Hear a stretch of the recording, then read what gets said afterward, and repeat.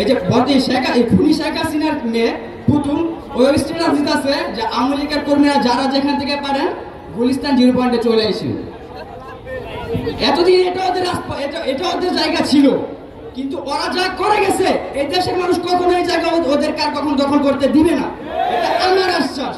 বা কেউ যদি দিতেও চায় তাহলে আমার জীবন থাকা সত্ত্বে আমি তাদেরকে কখনো এই জায়গা দখল করতে দিব না।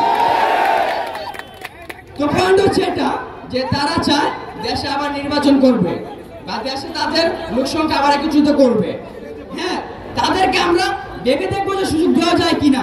তবে ঠিক তখনের পর যখন তারা আমাদের 1600 শহীদ ভাইয়ের জীবন ফিরিয়ে দিবে, তারা আমাদের 24,000 আহত ভাইদের সুস্থ জীবন ফিরিয়ে দিবে, তারা আমাদের 2000 অঙ্গানী ভাই বোনদের হাত পা ফিরিয়ে দিবে, তারা যখন আমার হাত পা ফিরিয়ে দিবে বা আমার হাত ফিরিয়ে দিবে তখন আমরা ভেবে দেখবো তাদেরকে সুযোগ দেওয়া যায় কি না।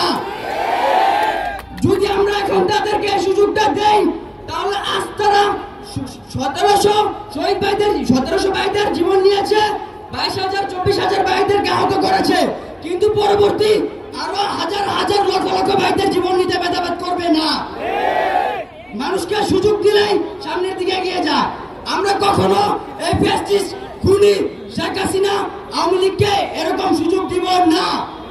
আমরা অন্তর্বর্তীকালীন সরকারের কাছে আবেদন করব বা অনুরোধ করব এই আওয়ামী লীগ দলটাকে যেন এই খুনি ছাত্রলীগ দলের মতো নিষিদ্ধ করে দেওয়া হয়।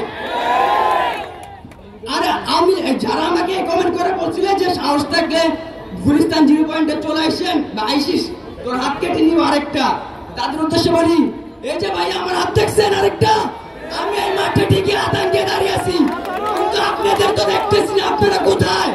আসেন দেখা করেন, আমি কিন্তু দেখা করার জন্য এখানে আসছি। কোথায় আপনারা কোথায় দেখা করেন, আমার সামনে আসেন, আমার একটা হাত কেটে